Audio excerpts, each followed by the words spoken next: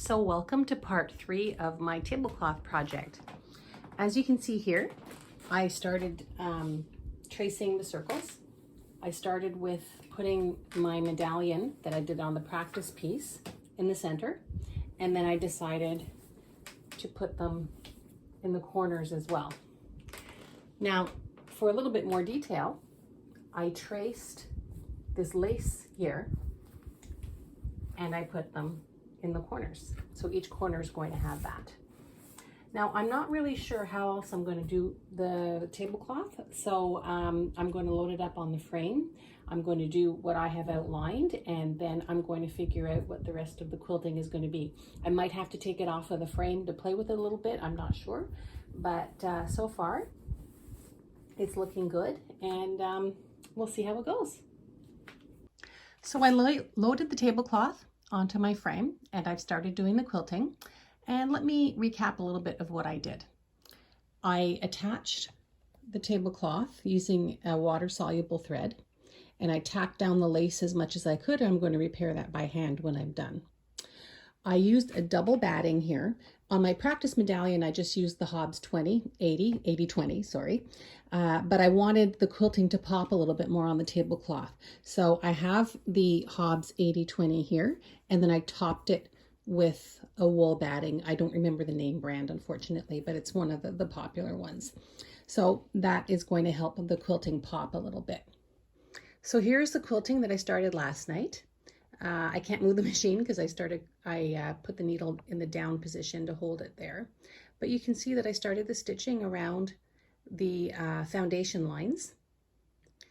And then when I'm done, I am not going to do the fillings right away, because to do ruler work, let me show you, I have a ruler base underneath here. You have to have a base or a table underneath. So what I'm going to do is I will do all the ruler work first, and then I'll go back and do the fill-ins. Now, as I mentioned in an earlier video, I didn't mark everything. I didn't plan on marking everything, and that's because I'm not sure what more I want to do with it. I have to be careful. You don't want to overdo it, but you also want to make sure you've emphasized everything that you can. So this is where we stand right now, and the next video I'll probably show you more of the foundation work has been done, and the washout marker has been removed, and we'll see the effect.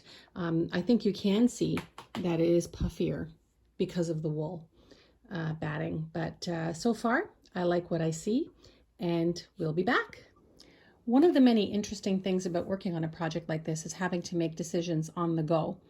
I wasn't planning on quilting in here. I was going to hand sew this down to repair the lace. The problem was every time I moved the machine, it got caught on some of the lace, and it really risks ripping it even further than it is. So I decided to zigzag very carefully along the pieces to hold them down, and then it becomes part of the quilting as well. So I'm just doing some very, very simple zigzag, just like this, not big, and I'm using small stitches. I'm using 12 stitches per inch, and I'm just very slowly going to tack it down like this. Now, not all the lace will be tacked down. I'll still have to go back and do some of it by hand, but at least the bulk of it will be, and I can stop panicking every time my hopping foot catches on a piece of lace, because it was really starting to get to me, and I don't want to ruin it and make any more rips in it than there already are. So that was a decision that I hadn't planned on, but I think it's the right one, and I'll do it on all of the medallions, so it'll be consistent, and like I said, it'll become part of the quilting process, and the blue will actually pop, which wasn't in the plans, but I think it'll look nice. So let's see how it goes. Check this out. I got all 5 medallion foundations quilted up. I worked on it last night. Unfortunately, like a lot of people, I live with insomnia.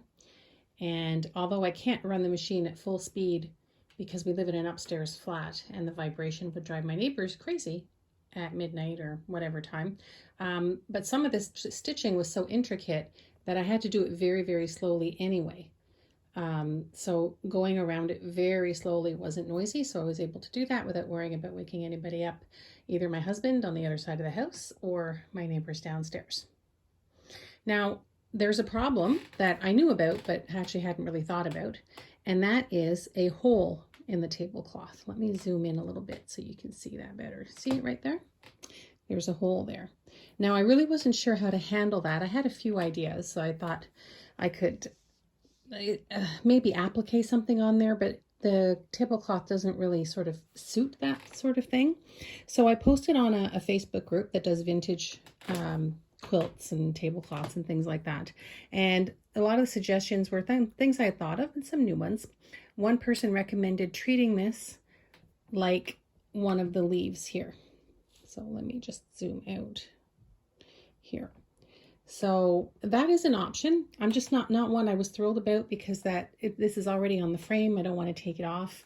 And then to make it match the rest of the tablecloth, I would have had to do it in a few other places. And to be honest, I don't really know if I want to do that. I am going to be getting some crystal beads for the thing, but to me that seemed to be a little bit too much there. I could just leave it. But another option, and one that I think I might do, is I found some old napkins, which are pretty close to this. It's not an exact match, but it's pretty close. And I can tuck it under the hole and seal it in. And I think that's what I'm going to do. And this is the product I use. It's called Quilter Select. I'm not affiliated with them in any way, shape, or form. It's just something that I like to use. And it's a powder that makes a bond, and you sprinkle it on.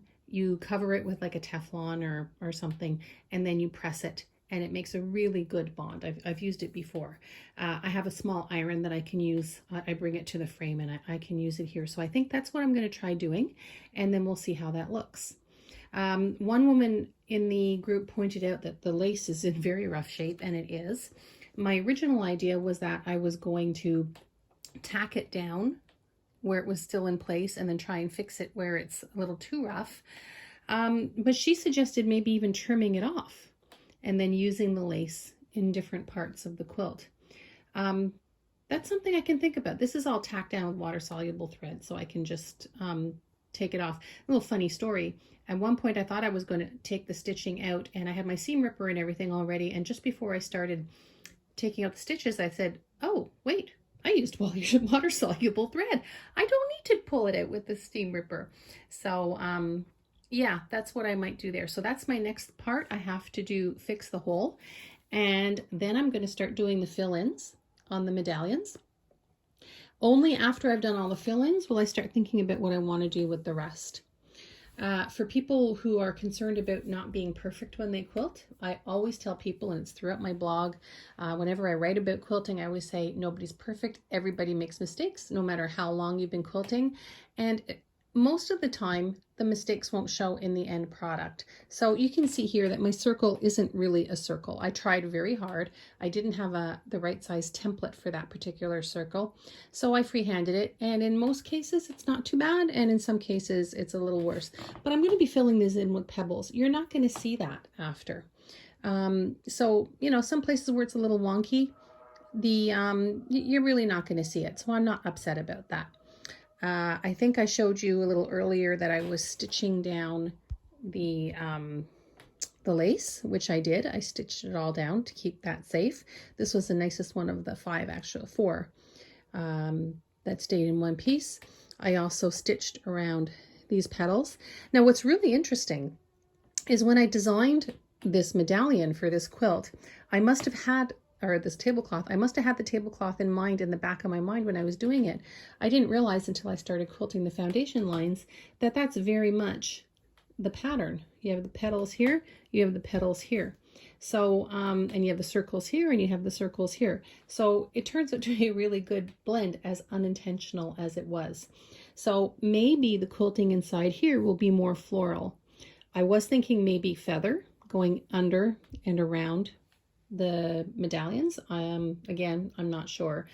It also might depend on if I do follow that advice and cut the lace and save some of the good pieces and figure out where I'm going to put it there. But this is the step that we're at now. It's Friday morning as I'm recording this, and I take Fridays off. I don't work on Fridays, so I can work on my quilt if I want to. And then I have the weekend to play with it. So who knows what it's going to be like next week. So that's where we are right now. So here we are a few hours later, and I have repaired the hole. Now it is obvious to us. We know what's there, which doesn't help. It is a little bit obvious because I put a little bit of fray check around the edge as well. But I think once the quilting is done, it won't be so easy to see. We'll see. I'm going to play it by ear. We'll see how it goes. So I started the quilting. I switched my popping foot to an open toe. I do have a micro stippling foot, but I didn't like the way it was working. There was just something about it that kind of bugged me a little bit. So I'm following the pattern that I made the other day, that I made with the medallion one, the practice piece. And so these 4 petals are just going to be the very tiny micro stippling. So I'm just going to do a little bit to show you. It's just, there's no rhyme or reason, and you're crossing over the lines because the whole idea is you want it to be as dense as possible.